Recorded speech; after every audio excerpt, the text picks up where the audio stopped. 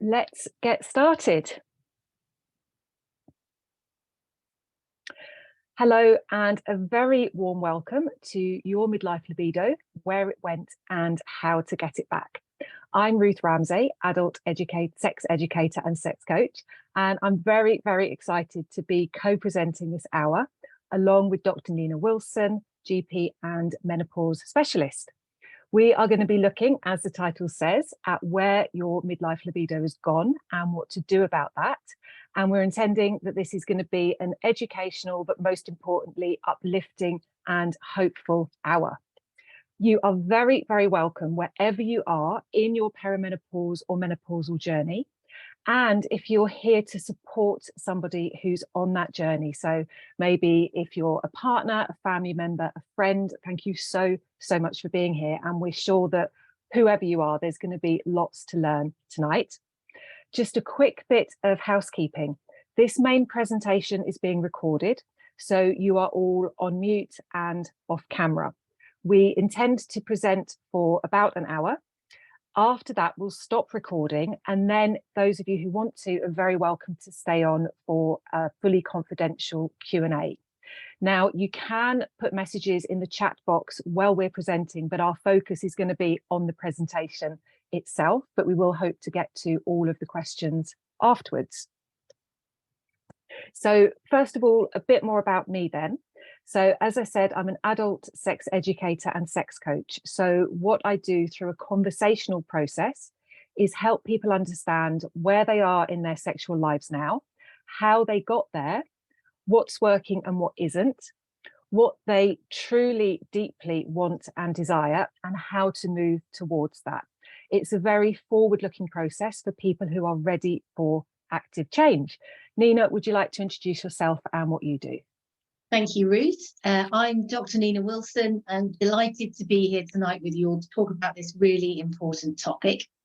As Ruth says, I'm a GP and advanced menopause specialist with the British Menopause Society, and I run a clinic called One Woman Health, which is entirely dedicated to optimising the health and well-being of women in midlife. And I did this because I just saw such a need. I saw so many women coming into my NHS practice at the absolute peak of their powers in the prime of their life, but overwhelmed by a combination of issues that might be health issues and hormone issues, but also stress, loss, work issues. And there just really wasn't the space for that to be heard or managed in the NHS by looking at the whole person. And so inevitably, I think people get little bits of care and the whole picture never really gets looked at. So I set up the clinic to give people the time and space where we could do that so that they can feel their absolute best now, but also look after their health for the next 40 to 50 years, because really that's what we're looking at. Average life expectancy is about 86 years now for women. So we're really only about halfway there, and we need to make sure that we're going to stay well for absolute long as possible. So that's what I focus on. Fantastic. Yeah. That I was going to ask, how often do women come in with sexual problems and low libido as their main presenting issue? Yeah, I would put it as one of the top two issues that women mention and struggle with alongside menopause symptoms. So we might be talking about that, but issue with low libido, feeling of low desire is in the top two. I'd say the other one that people complain about a lot is weight gain. But when people talk, I find that most commonly I hear two things. And it's either I never really feel like sex and my partner is very, very patient, but I want to do something about it. And the other would be I never feel like sex. And actually, this is causing quite a lot of difficulties at home. And I'm here because I need to fix something so that this can get better. And it really gave me a sense of just how many women were struggling with this, and the weight, the emotional weight that comes with that, the sense of shame, guilt, sometimes of owing somebody, and neither partner really quite knowing where to go for help or how to begin to address this. And that's one of the reasons for the clinic. It's about looking wider beyond menopause at midlife. And it's why I'm so pleased to be doing this tonight with you, Ruth, so that we can get a medical perspective, and also more of a psychosexual or a whole person perspective to understand why this is happening to people. Mm. Fantastic. Yes, that's what we are hoping to deliver for all of you on live and for all of you on the recording, and then hopefully wider beyond that as well in the future. So let's think for a moment, first of all, when someone says low libido, typically the women I speak to, they'll say, I never think about sex, or I never want sex. I never just think about it and want it. And they feel very ashamed of this, fearful and distressed around this. But one of the key messages that Nina and I both want you to know right from the start is that if this is you, you are normal.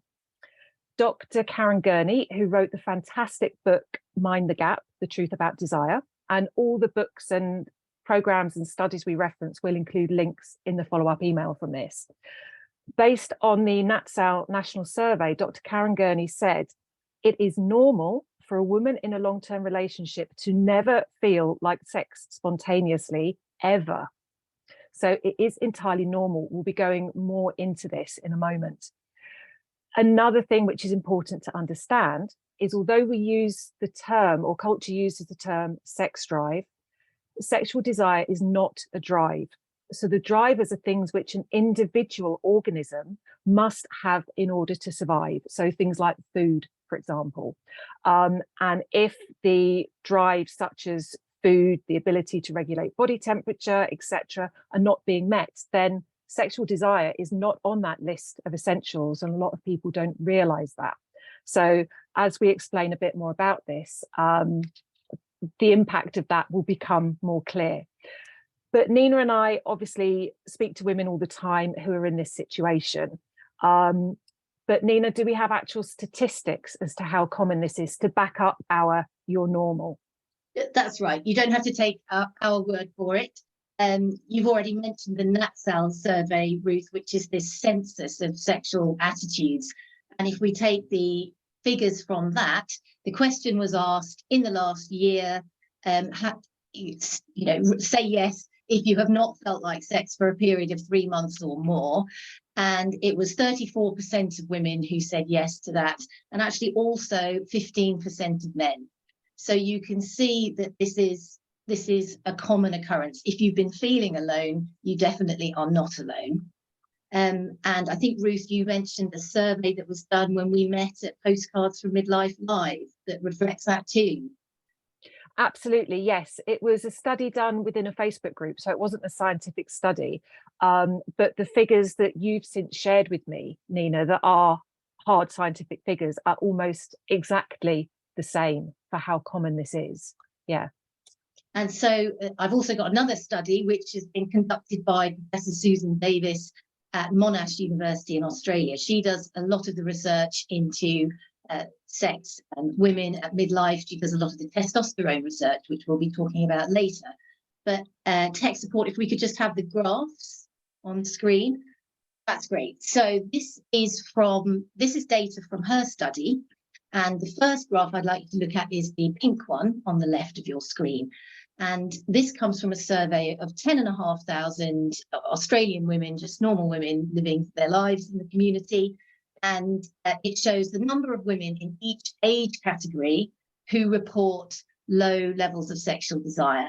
And what you can see is that there's a gradual trend across the lifespan of increasing numbers of women reporting low desire. And one of the things I think that's really interesting for me is to look at where those step changes are. And I spotted the one that goes from between age 35 to 39 to 40 to 44. You can see there's a jump there of about 22% more women saying that they don't really feel like sex very much. And so that can get us to think about, well, what could be happening at those times that might be increasing the chances that people report low desire. And you can imagine that people might be more likely to be bringing up small children. They might be working as well. Their lives could be very full, perhaps quite stressful. Maybe they're quite tired. We don't know. It doesn't tell us the answer, but you can think about it. And then I feel that there is another relatively large step between 50 and 60 there. You can see, again, effect of menopause perhaps having increasing effects on people's libido. We'll be talking more about that. The blue graph on the right, we just turn our attention to that, looks at the combination of low sexual desire with distress, because just having low desire on its own doesn't have to be an issue. If it's not worrying you, then that doesn't really matter. But this is looking at how is it affecting people. And so this graph is how many women are reporting both low desire and a level of distress to go along with that. And you can see that the midlife period between 40 and 65 is where the highest proportion of women are reporting this. So again, if this is you, you're right in the eye of the storm and you're not alone. And those figures of around a third of women being affected by this seem relatively consistent across. Thank you, Nina. So why is this happening? There's a combination of so many factors that are bringing this about, combining biology, psychosocial factors, cultural factors, and then obviously every woman is bringing her own unique elements into that mix as well. But there's two big factors which combine the biology and psychosocial elements that are the two that Nina and I felt were most important for you to hear about. So the first one is about desire styles and what's termed spontaneous and responsive desire. Nina, would you explain? Sure. So there are, let's just start. I think it's fair to say that we've been lied to effectively about what to expect from sex, because on the one hand we get the message that if you love your partner, good sex should just happen and you're just going to want it spontaneously at fairly regular intervals throughout your life, no matter what happens. But on the flip side, we also get the message that once you're in a long-term relationship, sex is for Christmas and birthdays, and you're never really going to feel like it, and you just get your slippers and that's it. And the fact is neither of those things are true.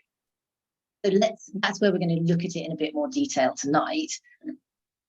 I think we're fairly bought into the idea, and I think it is clear that there is such a thing as a honeymoon period in a relationship. And consistently across studies, this tends to last about 12 to 18 months. And this is when spontaneous desire is most likely. Levels of spontaneous desire are at their highest. And we've probably all experienced that feeling. It's an altered brain state. It has its own particular chemistry. There's lots of excitatory chemicals flooding the brain that give us a hyper-aroused state. And that's when we are in that phase of attraction where we're getting to know somebody. There's quite a lot of novelty. We might be always presenting our best self to them, and we're flirting a lot and getting to know them. And that's this initial state which is chemically associated with and as we get to know someone and the relationship deepens, chemically that gives way to a different set. We start to see more oxytocin and vasopressin in the brain, and this is the chemical markers and the chemical drivers of attachment. So we're creating a stronger bond as we settle into a longer term relationship. So it is different, and that does have a different effect on how we feel, and spontaneous desire becomes less likely. But that doesn't mean desire doesn't exist. And it doesn't mean that sex can't be passionate or become even more passionate. And we see, particularly for women, more of something called responsive desire at this time. And this perhaps isn't something that we talk about a lot. We tend to think of desire as something that just comes out of the blue. Otherwise, there is no other kind of desire. But responsive desire is what happens when you might not have been thinking about sex, but perhaps you start to kiss your partner or something puts you in that frame of mind, and then the rest follows. And I hear quite often from women that they might not have been feeling like sex, but once they get into it, actually they enjoy it very much, and they say to their partner, "This was brilliant," and we should do this more often, but then that feeling goes away again until next time they make that connection. And that's responsive desire. You might have heard about that recently. Mariella Frostrup was in the Times not so long ago, but also a couple of years ago, I think, talking about scheduling sex with her partner. And really what she's talking about is that thing, is that if she can actually make the time for it, then they will enjoy it, she will enjoy it, and she will want it. But it takes a little bit more effort to actually just. Something I sometimes liken it to is going for a run. You might not feel like putting your trainers on and going out, but you know that once you're out there, you're going to think, oh, I enjoy this. And you know that at the end, you're going to be like, this was amazing, I should go running more often. But it's putting that little bit of effort in before that natural desire is driving it. The other big one we want to share is what sex researchers call the dual control model of arousal. And this is where we look at our turn offs and give them as much weight, if not more, than our turn ons. This is often likened to the brakes and accelerators in a car. So we're very accustomed to thinking about turn ons, what turns us on, what turns a partner on. We hear about it in pop songs and all sorts, turn ons. But we need to consider the turn offs as well. So if stress, tiredness, a niggling argument that you've been having, it's a cliche, but the fact the rubbish hasn't been taken out, or there's dirty laundry all over the bedroom floor, all these things that turn us off have a big impact. And to use the brakes and accelerators example, if you have your foot slammed hard on the brake in a car, however much you're hitting the accelerator, you're not going to go anywhere.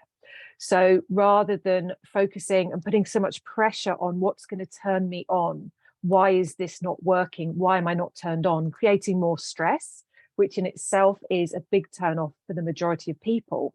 Simply addressing what's turning us off and taking the pressure off those things. This is one of several reasons why we can feel that our libidos come back on holiday. And it's because we're away from all of those breaks to feeling desire. Breaks as in the stop. So that's one element. And kind of tied to that is that there's a change in the number and the meaning of cues around sex. So things which indicate to us that sex is on the cards, sex is likely to happen.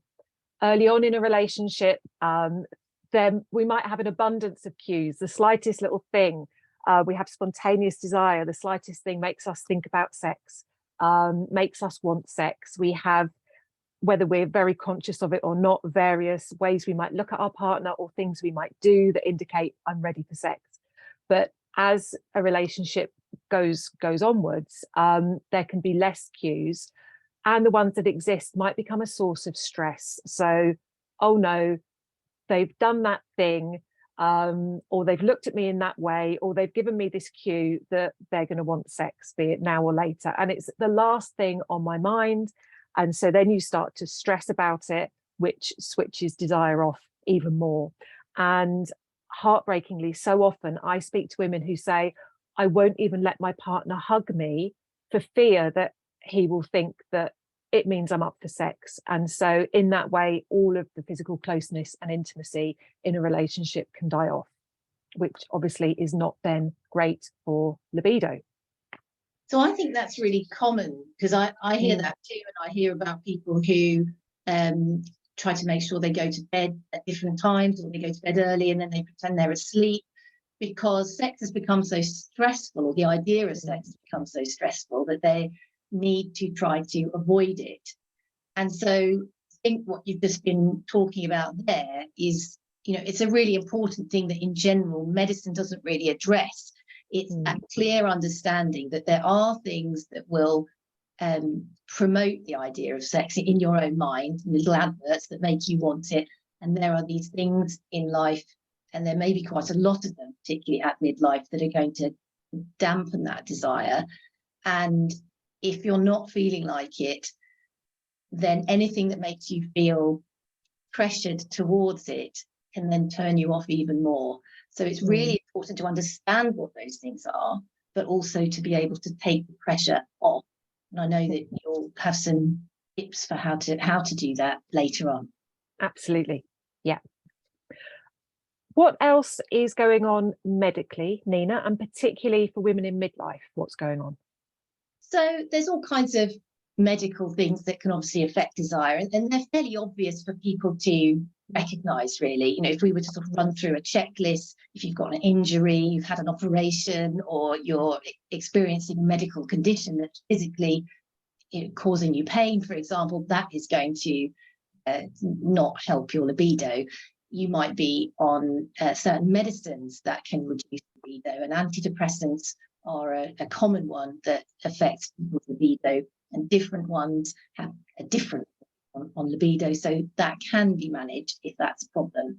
But if we think about midlife specifically, we know that we've got significant changes in hormone levels, and the changes, particularly the reduction in estrogen and progesterone, can make it more difficult for women to get aroused, can make it more difficult to orgasm, can reduce levels of desire, both spontaneous and responsive.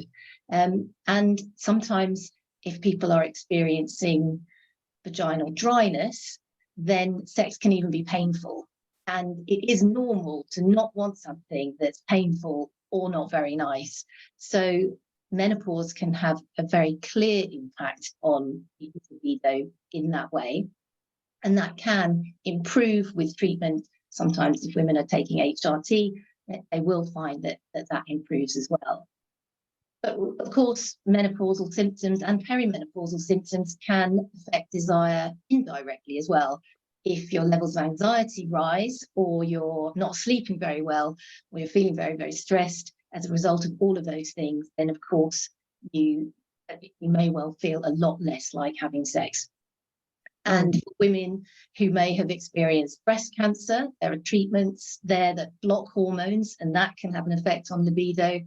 And if you don't take hormones, or you can't take hormones, but you're taking other medicines, it's very often the antidepressants that might be prescribed for hot flushes or low mood. And as I mentioned before, these can have an impact on sexual function. So there's quite a lot going on at midlife, as well as general medical things that you can think about, and possibly even issues with your partner at this time as well. Absolutely.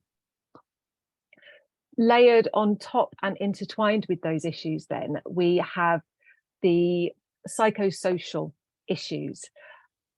First of all, in explaining that, I'd like to point out that for optimum desire, and what we're going for here is optimum, fantastic, pleasurable sexual experiences. For optimum desire, ideally, we need to be unstressed, unrushed, feel that we have a safe, private space, feel good about our bodies, and feel desired by a partner. And we can listen to that and see how for a lot of women in midlife, none of those things are the case. We're stressed from all sides, with maybe still kids at home, aging parents, our own experiences of perimenopause or menopause. Wherever we are, we're holding down jobs, we have roles in the community. If we have kids at home still, then we definitely might not feel we have a safe private space. The house might be a battle zone with teenagers. In terms of feeling desired by a partner, we might feel taken for granted by a partner. So some of those key elements that ideally we need just simply aren't there for many, many midlife women. Now, I should have said at the beginning, if you're watching this without a partner, we are sure that this information is still going to be so helpful, either for your own self-understanding as a solo woman, and or when you go into a partnership in future. So we keep mentioning partners, but I certainly don't want anyone to feel excluded. So back to my list then of these psychosocial factors. A big one is the lack of adequate sex education. We had, as midlife women in the West, I would say we had reproductive biology lessons rather than sex education. I wish it was much different for younger women, but unfortunately, from younger women I speak to, it isn't so much. But for midlife women, we didn't have an adequate education. At this life, we were at this age of this, let me start again. As midlife women, when we were in our teens and learning about sex was when HIV/AIDS was in the press. So we were learning that sex could kill us on top of pregnancy risk, etc. And very much women were taught, we were the gatekeepers, keep your legs shut. It was up to us to stop it happening. So there's a lot of fear around sex and what the consequences of it could be, and a lot of responsibility on us. There's a lack of understanding of the basics of female anatomy. The vagina is the thing that's presented as the female sex organ. The clitoris was certainly never mentioned when I was at school, let alone the full size and structure of it. We have no understanding of sex science concepts such as those we've shared to do with, for example, spontaneous responsive desire. And in the absence of this education, we're left believing what we see in mainstream film and TV, let alone porn, if we've ever seen any porn. So we think that if we love our partner and things are right, that we should orgasm within a few minutes, whereas in fact, the average time is 13.5 minutes. And we're kind of at the mercy of what we see on film and TV. And I often liken it to if we were watching the Fast and the Furious films and thinking that's how driving is. That's how driving should be.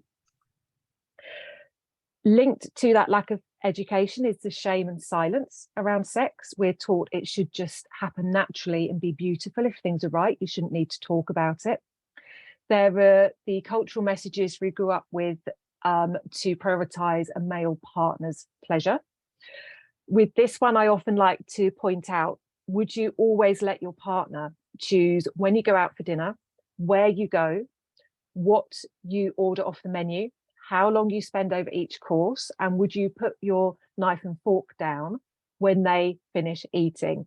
And in our rehearsal for this, I love Nina added, and sit there and watch as your plate's taken away. No, of course we wouldn't. But as women, this is what we were taught to do with sex. And so often I speak to women who say, that's what I've always done. But in midlife, we become less people pleasing. And it's at this age we say, enough, I am not doing that anymore. We typically, many of us may have had not great experiences of sex, be it just from mildly disappointing to downright horrible and bad. Nina, you mentioned pain. And we're not going to desire something which is not worth the time and energy, or which actively hurts or distresses us in some kind of way. So if we've not been having good sex and our libido's gone, it's what our body is doing kind of makes sense in that regard. We have a lack of inspiration. Often I speak to women and say, well, what do you see in your average week or month or fortnight or month that makes you think sex is a good idea, that makes sex look like something you'd want to do? And they'll say, well, never. What I liken this to is the M&S food adverts. So those the gorgeous adverts with the vocal and the amazing voice and the close-ups, and you didn't even think you wanted a hot buttered crumpet, but then there it is on the screen, and all you can think about now is how much you want a hot buttered crumpet. Where's the sex version of that? If we're not seeing anything which shows it as a desirable thing to be doing, again, it's no surprise we don't want it. We have a lack of communication. We're taught not to talk about sex. So often women will say to me, it's the only thing we can't talk about. We talk about money, we talk about death, we talk very honestly about our kids, but we never, ever talk about sex. We have poor body image. This may be something as women that we've struggled with all our lives, that then gets worse in menopause when the body might suddenly start to change. Or it might be that we haven't particularly struggled with that, but then in menopause, we find we might suddenly have weight gain, changes in the body, and suddenly we're facing issues around body image, which affect our libido. As you can tell, there's so much going on here. I've just got two more. One is withdrawal of sex by the partner. And when this can happen, particularly if it's a male partner, we can feel confused, distressed, ashamed. But don't men all want sex all the time? What's wrong with me? what's happened. And we might dampen down our desire levels rather than have a conversation or face any conflict around that. And then the last one I'll share applies to everybody, to all of us, and that's smartphones and smart TV, and just the ease of entertainment and of little hits of dopamine and good brain chemicals that are literally in the palm of our hands now. So we have all of that going on, along with all of the factors that Nina has already mentioned. And if you're now thinking, we're all doomed, no, things can get better. Nina, what do you have to say about that? Well, it's a really full list. It's a fascinating list, and I think it just draws out all the different nuances about all the factors that are affecting our lives that we probably don't think about consciously in that way. And when we put it all together, it does start to make sense, but it also allows us to start to make some changes there. I think there was a couple of things that I wanted to bring up at this point, and I think I do sometimes hear women saying, "Oh, my partner wants sex, and so I play along." And there's a real sense from that they actually aren't really enjoying it. They're not experiencing the spontaneous desire. They're not really even experiencing responsive desire. And I think that ties in with your point about it makes me think about the communication between that couple, that if the sex isn't actually that enjoyable, or there isn't enough foreplay or whatever, it's not doing it for that woman, then she isn't going to want it. And part of the way to overcome that is to start to really explore and become honest about what would work, and then perhaps that libido will return. Because I think the key to this is there's generally nothing wrong with our libidos. It's about how we understand them and how we sort of manage that. And the other thing I wanted to just pick up on there was about time it takes to orgasm. You were saying 13 and a half minutes. Is that from start to finish, or? Well, there was a wonderful study that was done that we will include in the resource list, where women who and it was an international study, women who described themselves as reliably orgasmic, so they knew they could orgasm, and who were in long-term relationships, so with a partner who knew how to help them orgasm. They were given stopwatches and told, start this when you're at a level of arousal where you know if things continue, you will orgasm. So not from the first kiss or from that look on the sofa, but when it's like, yeah, it'll happen if this keeps going. And the average time on those stopwatches was 13 and a half minutes. They were also asked to do the same with masturbation, and I think it was 6 or 8 minutes then, so that was quicker. But in partnered sex, it was 13 and a half minutes. And I speak to so many women who have been faking orgasms because they've felt, I take too long, it's my fault, he's doing things right, I'm broken, and I don't want to have a conversation around this. And when they hear that actually 13 and a half minutes is normal, is the average, that can be an absolute game changer. Excellent. I'll make a note to include that one in our resource list. Yeah. So should we talk a bit more about hormones? Yes, please. I'm sure all of us watching this or part of this will have heard about testosterone. So please tell us more about that. Sure. So we want to move on, although we've told you that it's normal not to feel desire. For some people that's enough, for some people that's comforting enough, because you can start to explore from a position of curiosity rather than feeling like you're trying to fix yourself. But there'll be other people thinking, well, yeah, okay, I'm normal, but I really want to know, more about what I can do about it.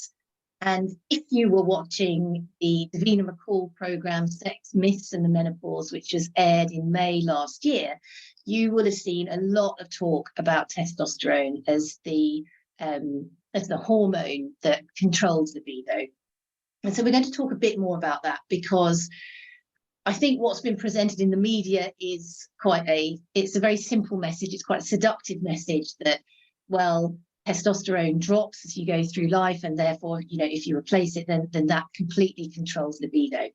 And it isn't quite that simple, although it is important.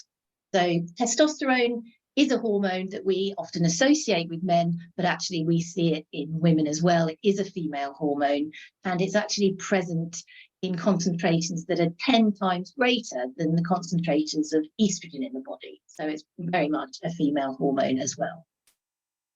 It doesn't suddenly disappear at menopause. It doesn't drop in the way that we lose our estrogen and progesterone, but it does decline steadily across the lifespan. So by the time you're in your early 40s, it's already about half what it was in your 20s. But there isn't a linear one-to-one relationship between how much testosterone you have and your libido. If a woman has polycystic ovarian syndrome, which is a condition that affects about 20% of the population, typically their levels of testosterone and male hormones will be at the higher end of the normal range versus women without polycystic ovarian syndrome. But that doesn't mean that all women with polycystic ovarian syndrome will have high libidos. So it's not as simple as just one like that.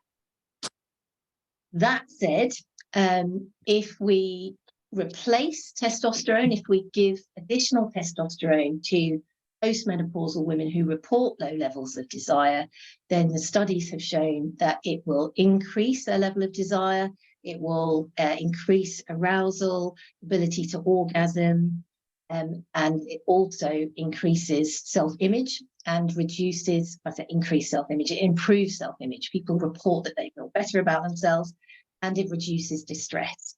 So it can be extremely beneficial for people who are experiencing low libido around the time of menopause. It isn't necessarily something that every GP in the country is going to just be ready and willing to prescribe. And that's because although it has been studied and found to be safe and effective, it hasn't been studied anywhere near as much as standard HRT. And there is also no product on the market in England that is designed for women. So that makes it a bit more difficult to prescribe. We either have to import a licensed product that's been tested on women and has all this regulatory certificates for use in women from Australia, or we have to use products that are licensed for men and use them in women instead. And for a little bit more information about that, the long-term safety hasn't really been studied. We have looked at it for up to about 2 years, and it appears to be safe and effective, but we don't have the long-term data like we do with HRT, where that's been looked at for sort of 30 years, 40 plus years of follow-up. So there's a little bit more uncertainty around it, but it appears to be safe and effective, and a lot of people find that they do better. Tech support, can we have that slide up, the what to do about it testosterone therapy, just to help reinforce those points? Yeah. And Nina, I've got a question. How often is the monitoring with the blood tests? Yeah, so once you get started, you have to have a blood test before you start, then another blood test after you started to check what your new level is. And then once you're stable on the treatment and the levels appear to be staying the same, you do still need to have 6 monthly blood tests to make sure that your levels stay within the female range. And when I'm talking about levels, what we are looking to do is to boost a woman's level from the very low postmenopausal or menopausal type level into a level that is more like a premenopausal woman. So taking you from your 40s or 50s back to your 20s, but not ever going outside the limits for the female range. And that's how we stop the chances of conflicts with the medication. And how quickly can testosterone have an effect on libido? Well, we say that it usually starts to take an effect, or you start to notice an effect after about 8 weeks. It's not instantaneous. So we trial it for 3 to 6 months and see what the effect is in that time, and also make sure staying within the correct ranges. Fantastic. I saw at the corner of my eye we had a question come in the chat box about HRT, so we will address that, and I'm sure there's going to be more questions about testosterone. We will address those in the Q&A. Very happy to do so. Wonderful. So that's a step we can take. That's something we can do that someone like yourself can help with. I'm going to run through what we can do around these psychosocial factors. So the big list that I gave of everything that's led to the situation that we're in now, there are accessible, relatively quick, relatively easy steps that we can all take. So the very, very first thing is to take charge of our sexual lives. I like to describe it as reclaim our sexual sovereignty. So often I'll speak to women who say, oh, I so want things to be better, but it can't change until my husband changes. I won't feel better until I'm back in a certain dress size. Oh, I'm on a waiting list for this or that, and there's no point doing anything until then. Life's too stressful with my work pressure at the moment, with my boss, etc., etc. Or sometimes more light-hearted ones like, oh, the box set that I'm watching, the Netflix series that I'm watching is so good. Once that's over, then I'll pay more attention to my sex life. Now, I'm not seeking to lessen the very real impact that those kinds of things have, but also linked to culture and upbringing. Very often we've been taught our sexual self is kind of someone else's responsibility, or should come at the bottom of the list of all the other things that demand our time and attention. But the first message is no, make the decision that you are going to take control of this and bring it into your own hands. And if you're watching this, presumably you are already prepared to do that. Then the next step is around education. When we were also lacking in a decent sex education, what can we do about that? There are so many incredible resources now once you start looking. There are books. We've mentioned Dr. Karen Gurney, Mind the Gap. There's Emily Nagoski, Come As You Are. Incredible, very, very readable, accessible books. There are online courses and webinars. There are incredible podcasts. I particularly love recommending podcasts because when we hear out loud people talking about sex, for a start, we're learning the terminology, we're learning pronunciation, which we might even have not been sure of and which might have held us back from talking about sex. And it's normalizing having sexual conversations. If you put sex into a reputable podcast platform, you will get educational resources. You won't get anything pornographic. Once you start looking for sources of education, you will find so much. There's been some great Netflix documentaries. So seek to educate yourself as much as you can, and then share that knowledge as well. I talked earlier about a lack of inspiration. Again, it's like with education. Once you start looking, you realize what's out there. Some people's minds go directly to pornography. There is amazing, beautiful, ethical, feminist porn out there now as alternative to the mainstream. We have erotic fiction, and there's so much on offer now that isn't just Mills and Boon or badly written, super explicit stuff. There's beautiful fiction out there. There's audio erotica, which tends to be aimed towards women. Do a search in Google, you'll find a lot of the big women's magazines do an annual roundup of audio erotica. Start looking for those sources of inspiration, what's going to turn you on.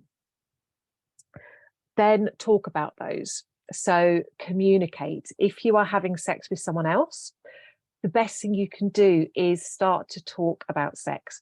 Now, I know that can make us kind of want to cringe and go, oh no. But as I said earlier, isn't it strange that it's the one thing we don't talk about? And in what other partnered activity would we expect things just to work and be satisfying? Even a couple of times, let alone over the course of a long relationship. You can start the conversation with, isn't it strange that we can't talk about this? Isn't it strange? I feel so embarrassed. I feel so nervous. How do you feel? That can be the starting point. Try to lead with positives. When we do have sex, I love it when this happens, or something I loved about our sex life when we first got together was this. And then be led by pleasure and positivity as much as possible, and curiosity in those conversations. The changes that we're experiencing, I know, can feel very threatening. In midlife, it's not just perimenopause and menopause. It might be that ourselves or a partner are experiencing illness or disability, other factors like that that we haven't dealt with before. But the great news here is that in the biggest study of satisfied, well, not just satisfied, long-term couples who've been together over 25 years who describe themselves as having magnificent sex. This is the researcher, Dr. Peggy Kleinplatz. She did this amazing study. She reported the results in her book, Magnificent Sex. And these couples said it was overcoming challenges, particularly those that began to arise from middle age onwards, that actually led to them having their best sex, because it forced them to communicate. It forced them to step outside of the standard penis in vagina is what sex is, cultural script that we've been running. So for many women, that's not the most satisfying kind of sexual play. Many men as well might be surprised to find that actually that's not necessarily the most satisfying. But a couple may not have had any need as such to step out of that script until something happens that means that doesn't work anymore, be it erectile dissatisfactions, or be it a dry vagina through menopause, for example. So these magnificent sex couples said it was actually working around those kinds of challenges that led to those experiences. So there is lots and lots of hope. And going beyond that sex is a penis in vagina model, and instead treating the whole body as a sexual and erotic playground, and the mind as well, learning about fantasies, exploring the magnificent multifaceted sexual beings that we are, that only a tiny minority of what we can do is reflected in what we see in the mainstream. So getting the imagination going and seeing changes as opportunities rather than as meaning the end of sex. So we've explained your midlife libido, where it's gone. We've just both given you a rundown of things you can do about it. Yeah, go for it. I really want you to tell us about scheduling, because I think it's something that yes, turn away from it. You know, the instinct is to say, oh, put it in the diary, that sounds awful, I can't think of anything less sexy, but it does work, and it, you know, works for Mariella Frostrup. So what does it look like? How do you do it? Yeah, how can I have missed that one out? This is a top tip that I see create the most change for people. So when we talk about scheduling sex, actually putting sex in the diary, everyone who hasn't tried that is so resistant to it because it goes against what we've been taught should happen. But the first thing I would say is, when you are newly in a relationship, you are scheduling sex. You're making dates in advance. You're thinking about, where can we go next Friday night that's going to please this person and please me? And we might be thinking, what am I going to wear? Personal grooming. We're messaging how much we're looking forward to it, and I've booked the table, and we're making absolutely sure we finish work on time that day. All of these things are creating that erotic environment which responsive desire responds to. But of course, at that point, we've got spontaneous desire typically as well. So first of all, scheduling is not this alien, desperate, strange thing. It's what you were doing originally anyway. I see it as a very positive, affirmative act. It's not, oh, things are so bad, we have to put it in the diary, but sex is important to us. We are going to make the time in our busy lives. We're going to make sure we have this intimate time. And I think there's a mindset shift that actually this is fantastic. Now, if you have a play date, a sex date, whatever you want to call it in the diary, that shouldn't mean pressure to physically get it on. And this is something that can make people resistant to the idea. But what if I'm just not in the mood at all? What I suggest couples do is check in with each other mid-afternoon that day. Are we still up for later? And if the answer is no, I'm just too tired, things have just been too stressful, that they still aim to have intimate, close, and if possible physical time as well, because many of the benefits of sex can also come from that closeness and intimacy. So yeah, there definitely shouldn't be any pressure to have, certainly not penetrative intercourse. The other thing, isn't it? The pressure factor yeah is what puts people off. yeah But what you're saying really is just create some space, and that's pretty difficult for many women at midlife, because the diary is pretty packed. But in order to give yourselves as a couple time, you need to create some space for just the two of you alone, and then you don't necessarily have to have sex, but it's just part of recreating the intimacy, and maybe sex will follow. Is that right? Absolutely, yes. And sometimes it will be the case where both partners, and I'm talking from personal experience, have gone, actually, do you know what, I'm not up for it tonight. But after half an hour of cuddling and talking and having put the phones down, you start to think, I thought I wasn't up for it, but actually. So obviously communication is very, very important. And then the other thing I'd like to add is that you can still have elements of surprise within that.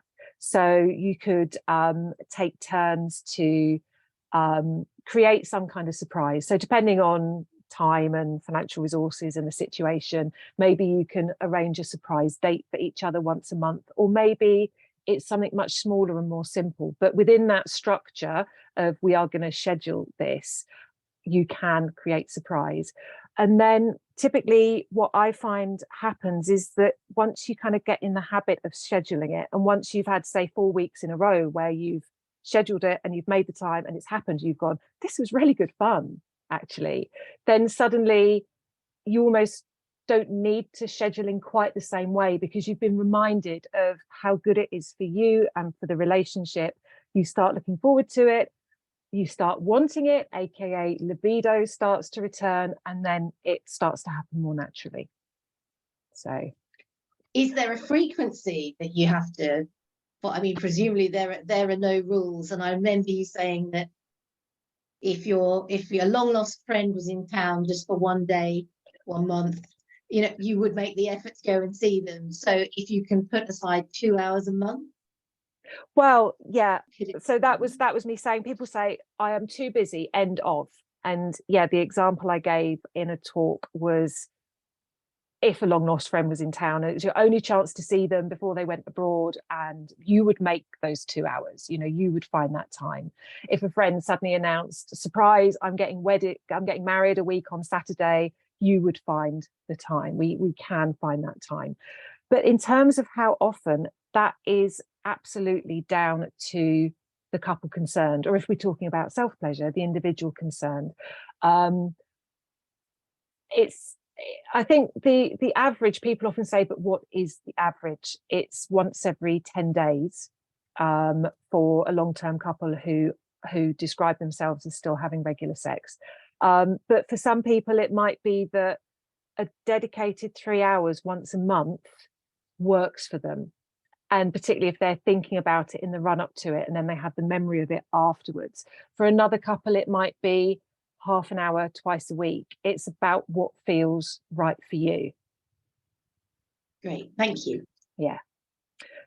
Lovely. Well, we're nearly at the end, but first of all, Nina and I both thought it would be nice to share a client journey to show how powerful this kind of work can be. So Nina, would you share first? Thank you. Yeah, I had this lovely email recently, and it goes like this. In my first consultation with Dr. Wilson, I eventually plucked up the courage to admit out loud that I had lost my sex drive, and how I felt guilty and abnormal when I compared myself to women in my age group.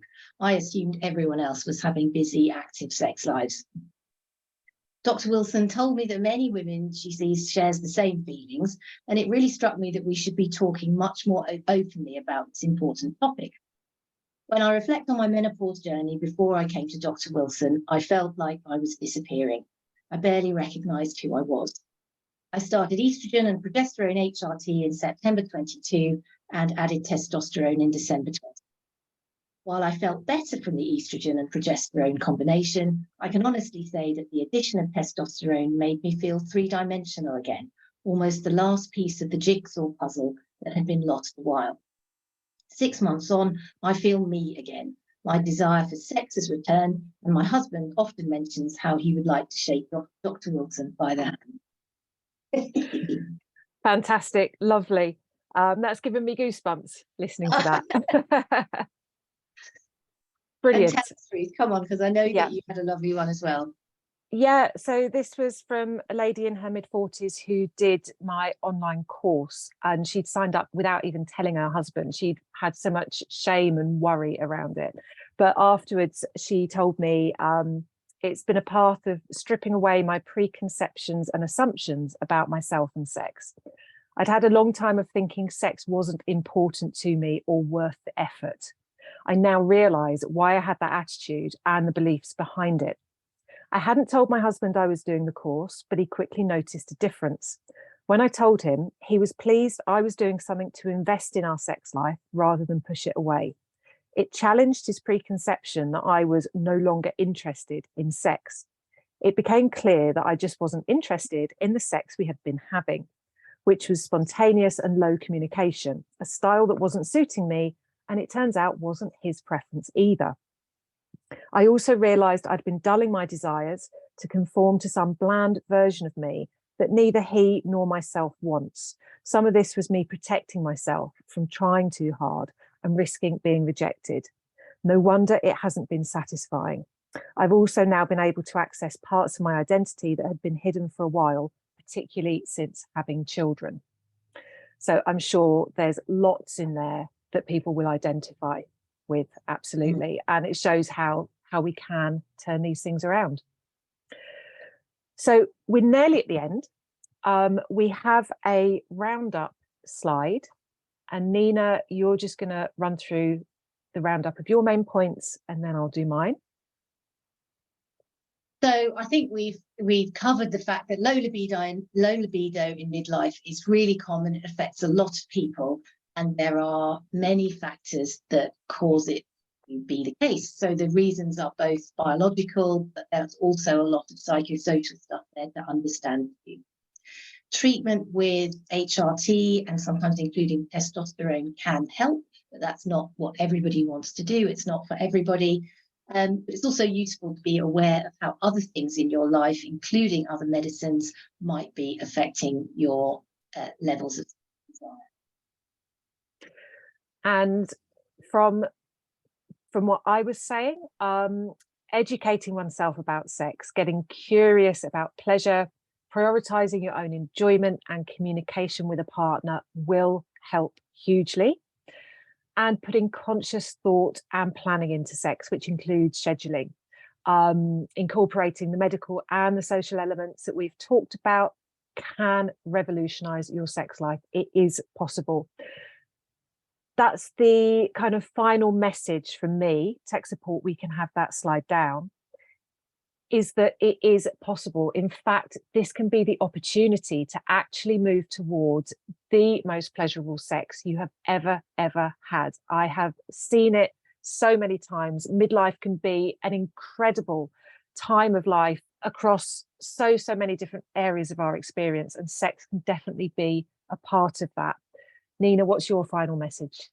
So I like the fact that you mentioned some of those resources, because I think there are lots of ways, if this has made you curious, there are lots of resources and sources of information that you never had before that you can now access. There are books, there are things on TV, and there's even a museum which is dedicated to female pleasure in Lisbon, which I was lucky enough to visit last year, and was just delighted that somebody had bothered to make, because I just think this means up the conversation.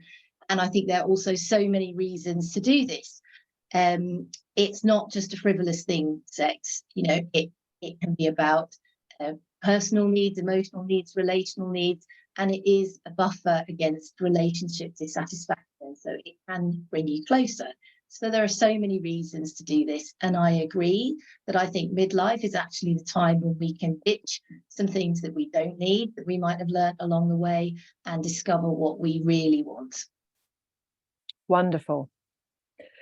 Nina, if people are interested in working with you, how can they reach out to you, and what would be the next step? Sure. So you can find my website at www.onewomanhealth.com, and I think we've got a slide summarising that. It's all very simple. I'm at One Woman Health on Instagram and One Woman Health on Facebook. And I've also got a little link if you want to sign up to my mailing list, where I will send out information about relevant things. And Ruth. Fantastic. Well, I work with clients, private clients, so one-to-one or with couples online. As I've said, it's all conversation based. I also have an anonymous participation group course, run one-off webinars, and then I am setting up a midlife membership, a membership group, low-cost membership group for midlife women to learn more and be inspired more around sex. So you can find out about that at ruthramsay.com/midlife. I'm on Instagram all the time. Instagram has an impact on my sex life. I'm sure my husband would agree, but I'm Ruth Ramsay _ and email info@ruthramsay.com. And just to note, Ramsay is AY at the end. So feel free to reach out to either of us with queries, questions, and we would be absolutely delighted to help. We're going to post some of these resources that you've talked about, like the books and Esther Yes. and Emily Nagoski and the TV programs and all of these things. Yeah, so there will be a follow-up email. So if you're watching this live or on the recording, so you signed up for this webinar, there's going to be a follow-up email that has these resources. But then also when the recording goes up, which will be within 24 hours, underneath it, there will be a text box with all of these resources in as well. So if you're staying on for the Q&A, then stay on. In a moment, that contact slide is going to come up again, and we'll have that on for about a minute, and then we'll be stopping recording and we will be here for the Q&A. But there's one more thing which I always share, or rather which I ask of participants whenever they've watched any of my webinars or been to talks, and I know Nina, you very much are on board with this as well, which is please share this information, even if it's just the one thing, that the biggest thing you've learned, the most jaw-dropping aspect of this, the most why did I not know this, please go out there and share this and talk about it, because if we can drop the shame of talking about this topic, that is the most important first step towards positive change for all of us. Okay? I think that's us. Wonderful. Great. So as I say, if you're staying on for the Q&A, bear with us just a minute or so, and then we will be starting that.